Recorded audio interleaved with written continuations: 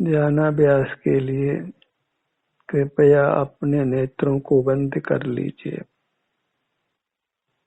अपना मुख अपनी ओर कीजिए।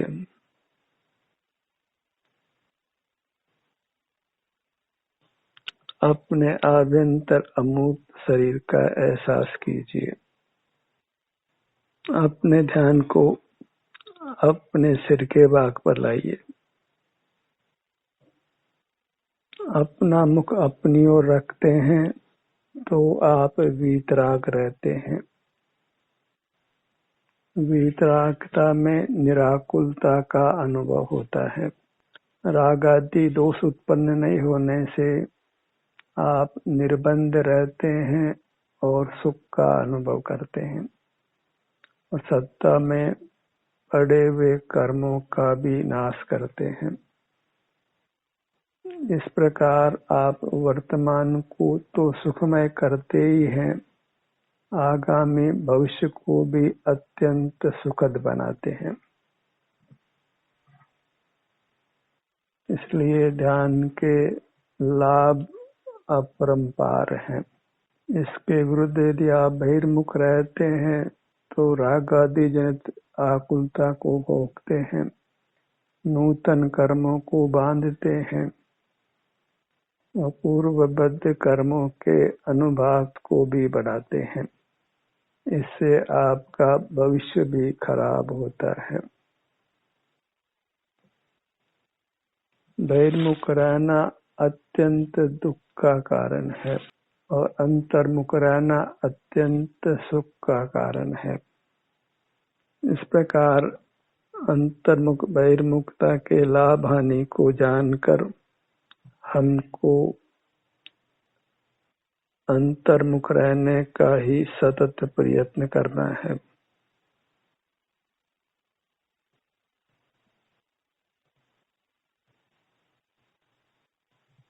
और अंतर्मुख रहने के लिए बस अपने ध्यान को अपने सिर से पैरों तक लाना है,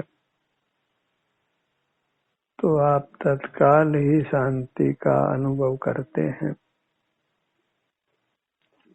आपका स्वास्थ्य अच्छा रहता है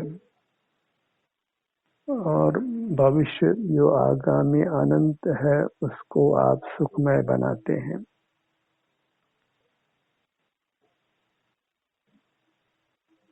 धर्म की शिक्षा इतनी है कि हम स्वानुभव का अभ्यास करें।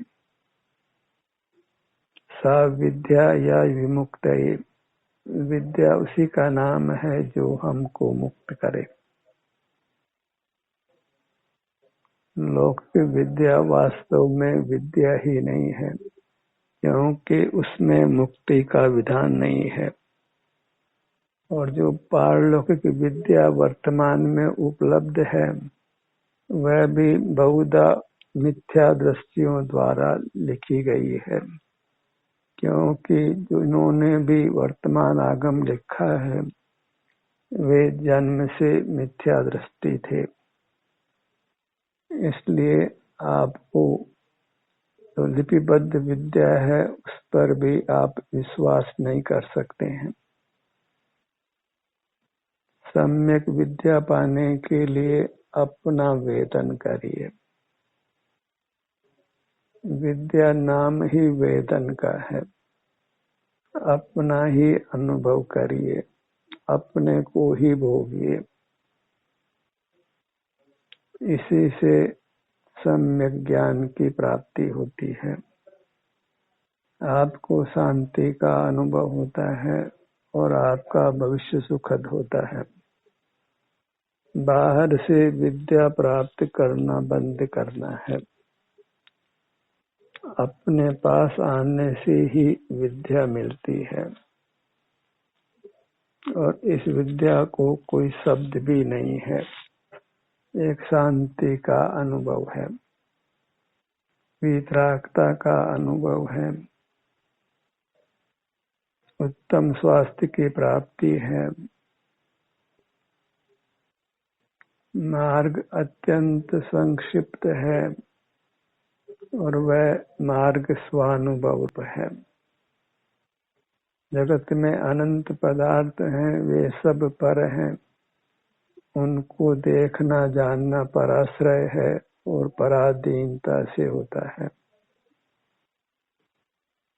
पर का स्मरण नहीं करना है, पर को देखना जानना नहीं है, अपनी मूर्त से ही युक्त रहना है, अंतर्दृष्टि करके रहना है।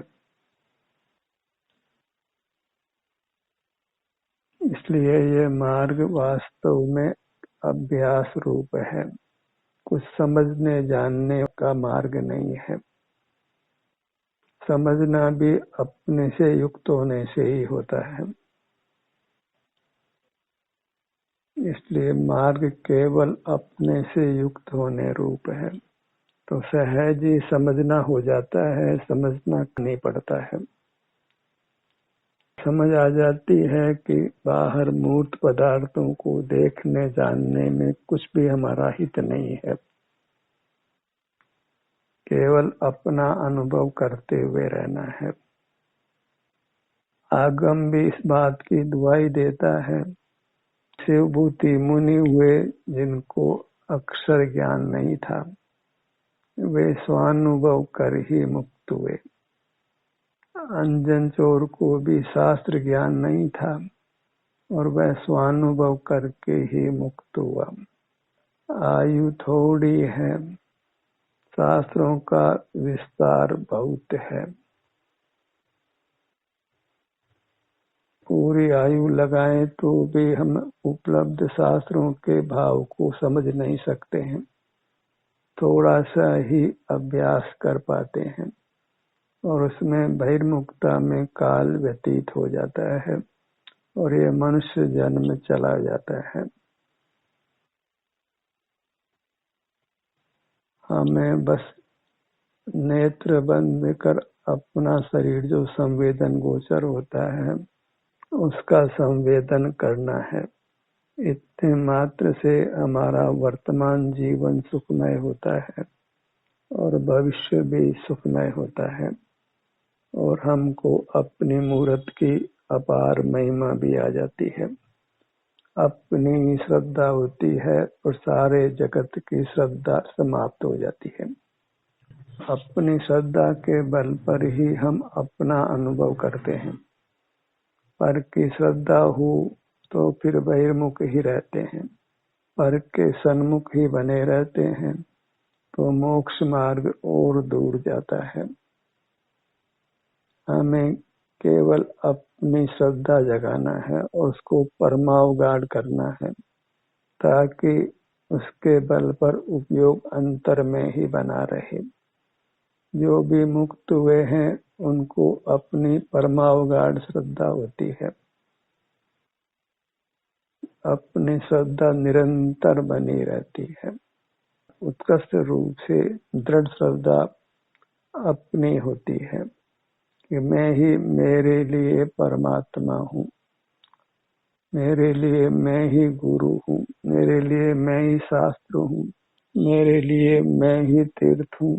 अन्य कोई मेरा देव नहीं है, गुरु नहीं है, शास्त्र भी नहीं है, तीर्थ भी नहीं है। किसी प्रतिमा को पूजना नहीं है, किसी व्यक्ति को गुरु बनाना नहीं है। बस अपनी मूर्त को ही सर्वस्व मानकर उसके अनुभव रूप रहना है। पर का निषेध वर्तता है और अपना विधान होता है।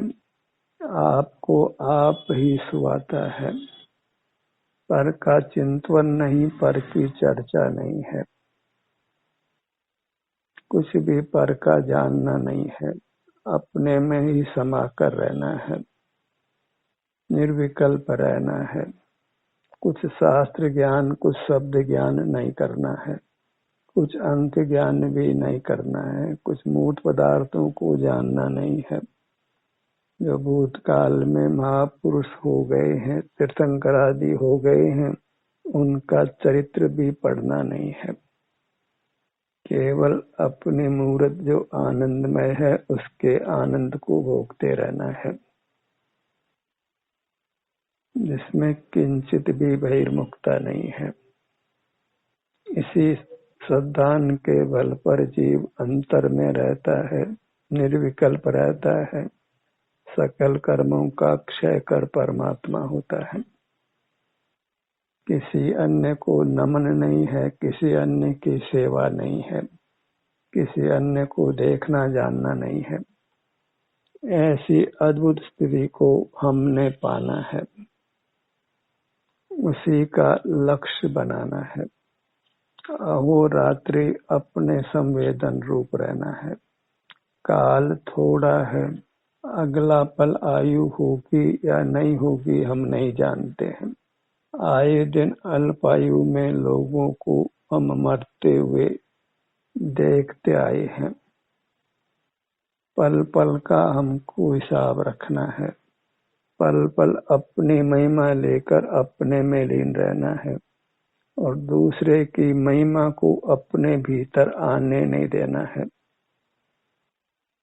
दूसरे की महिमा अपनी श्रद्धा में विघ्न रूप होती है, मोक्ष मार्ग में ही विघ्न रूप होती है।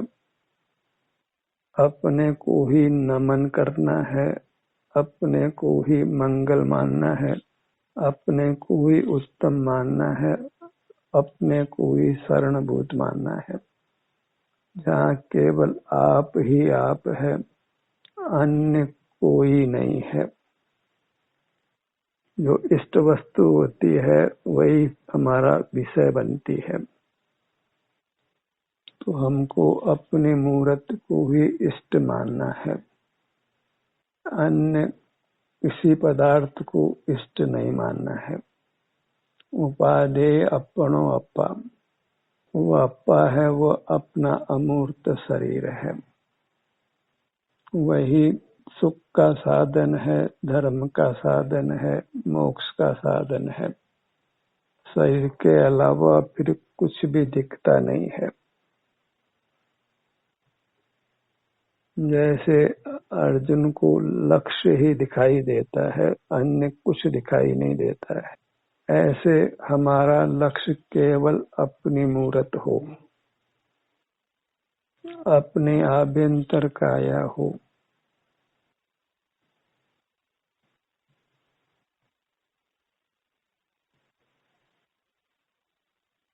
अपने निज विस्तार को ही अपनी दुनिया मानना है।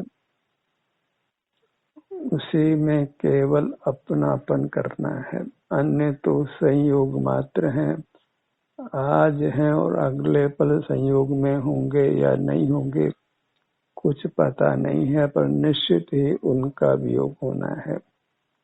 और अपनी मूरत ने हमें सदा अपने साथ रहना है। पर का चिंतन ही आर्त ध्यान रौद्र ध्यान नाम पाता है और अपना संवेदन ही धर्म ध्यान और शुक्ल ध्यान नाम पाता है। अपनी मूरत ही हमको प्रिय हो,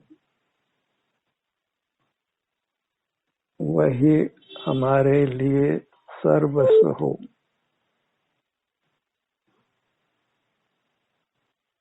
बस एक ही भावना भाइये कि अपनी मूरत का श्रद्धान परमावगाढ़ रूप हो, जिससे हमारा ध्यान अपने पर ही बना रहे। निरंतर हम अपने से ही युक्त रहें, अपना ही संवेदन होता रहे और वह संवेदन ही अत्यंत सुखमय होता है, मोक्ष मार्ग रूप होता है और मोक्ष समान होता है।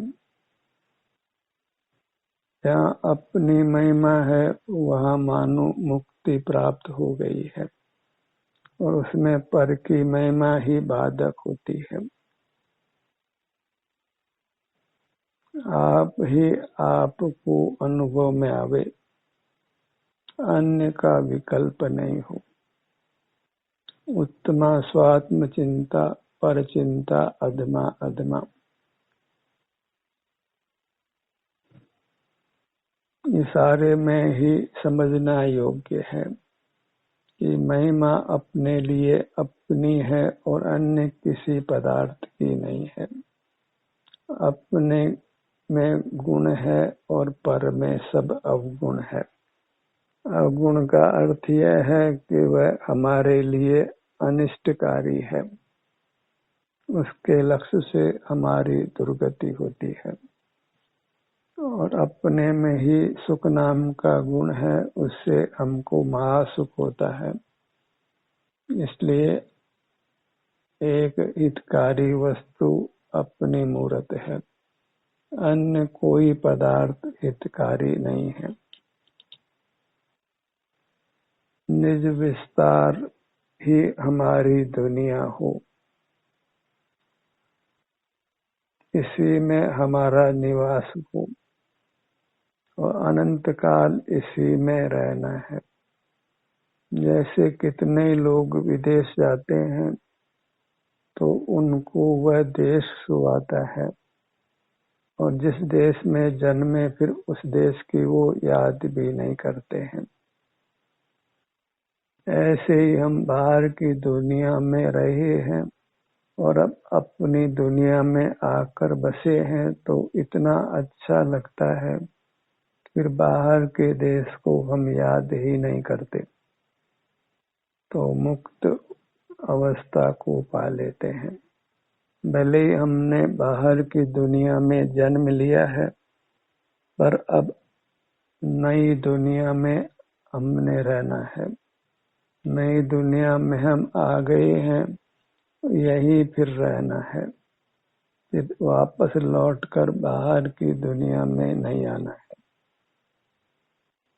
जन्मे तो माता पिता का संबंध बना हो और परिजनों का संबंध बना हो, पर जब हम अपने इस नूतन देश में आ गए हैं जो आपाद मस्तक है, तो फिर माता पिता को और परिजनों को भी याद नहीं करना है। फिर अन्य का प्रवेश ही नहीं है, अन्य का स्मरण ही नहीं है। उस पुरानी दुनिया को भूल जाना है कि वह पुरानी दुनिया दुख से भरी है। दुख से भरी दुनिया को क्यों याद करना है, जब सुख से भरी दुनिया में हम आ गए हैं। तो लौटकर बाहर की दुनिया में वापस नहीं जाना है, अपने सिर से पैरों तक ही बने रहना है। यहीं के आनंद को भोगते हुए रहना है। यह आनंद ही उत्तम आनंद है और इसी आनंद ने अनंत काल तक बने रहना है।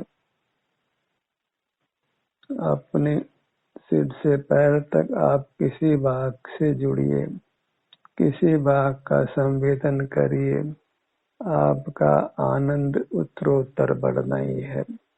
अपनी रुचि श्रद्धा बढ़ती जानी है। इसी क्रम में अपनी श्रद्धा अवगाढ़ हो जानी है और चैत्र भी फिर स्थिर हो जाना है। अंतर्लीनता ही परमानेंट हो जानी है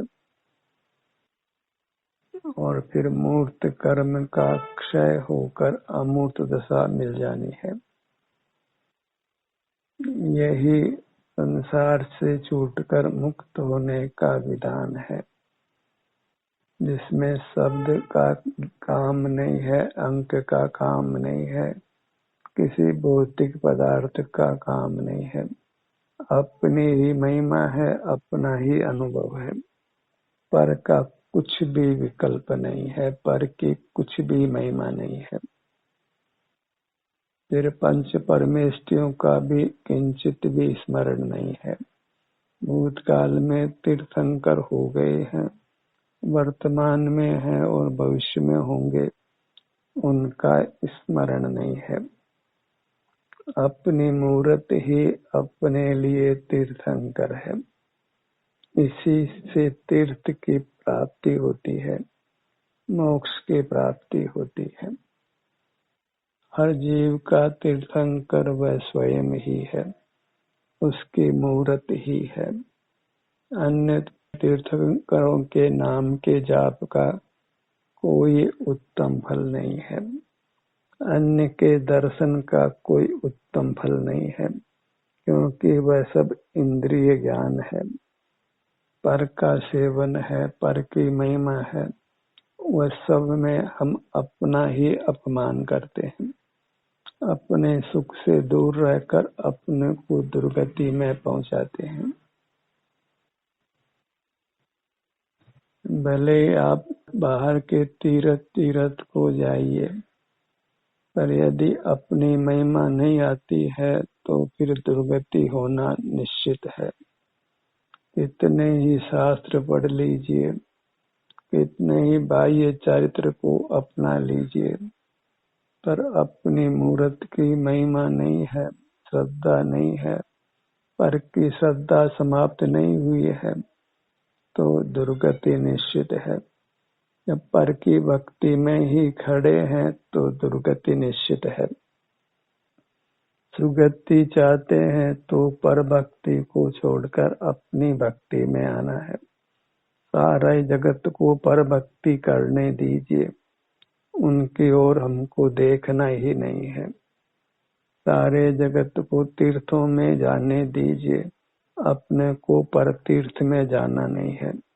अपना तीर्थ अपने पास है, अपनी इष्ट वस्तु आप स्वयं है,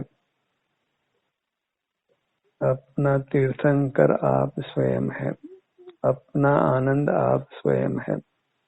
अपने से ही आनंद पा लेना है, एकदम सिमट जाना है, पूर्ण सुखी हो जाना है, परमात्मा हो जाना है। परमात्मा पद में विघ्न नहीं आने देना है। पर का स्मरण, पर की भक्ति, वही हमारे आनंद में विघ्न उत्पन्न करती है।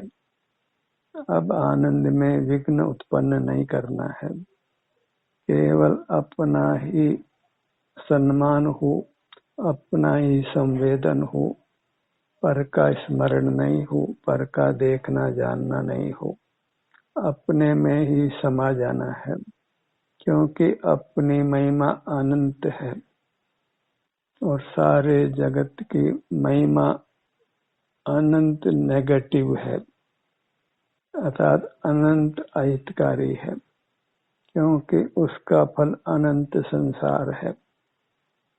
तो सारे ही संसारी जीवों को जो कि मिथ्या ज्ञान में खड़े हैं, उनको पर की भक्ति में रहने दीजिए। उसमें आपका कुछ भी कर्तृत्व नहीं है।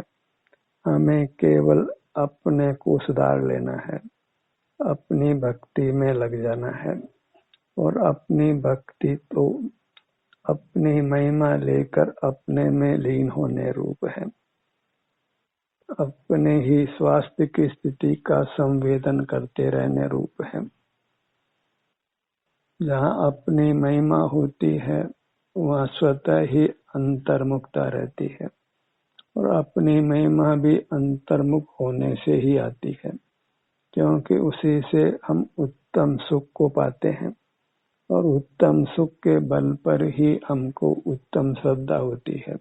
उसी उत्तम सुख को पाने के लिए हम अपने में ही बने रहते हैं, बहिर्मुख नहीं होते हैं।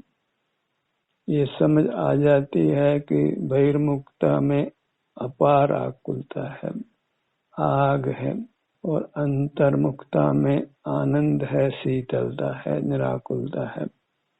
अपनी मूर्त की महिमा मोक्ष स्वरूप है, और पर की महिमा चतुर्गति स्वरूप है, और चतुर्गति में भी मनुष्यायु की प्राप्ति तो नाम मात्र को है। बहुधा तो हमको त्रस पर्याय भी मिलनी नहीं है, दुख ही दुख है। अपना विस्मरण नाम दुख का है, फिर सुख को बाहर ही तलाशते रहना है, और सुख मिलना नहीं है, दुख ही मिलना है, और दुख बढ़ते जाना है। इतना दुख बढ़ना है कि हमको मूर्छा में आ जाना है, एक केंद्रीय दशा में आ जाना है। जब दुख बर्दाश्त के बाहर होता है तो जीव मूर्छित हो जाता है, और फिर दीर्घ काल तक मूर्छा में रहता है। बहिर्मुख रहकर जीव इतना दुख पाता है कि आयु पूरी कर एक इंद्रिय में अवतार लेता है और फिर दीर्घ काल तक जड़ के समान बना रहता है। तो बहिर्मुखता में रहकर दुखी नहीं रहना है, अन्यथा तो फिर वनस्पति काय में ही जन्म लेकर दीर्घ काल तक अनंत काल जैसे बने रहना है। अपनी मूर्त की महिमा लेकर अपने सन्मुख रहकर अनंत काल मोक्ष में रहना है। पूर्ण शांति पूर्ण आनंद को भोगते हुए रहना है। ध्यान का सत्र यही समाप्त होता है।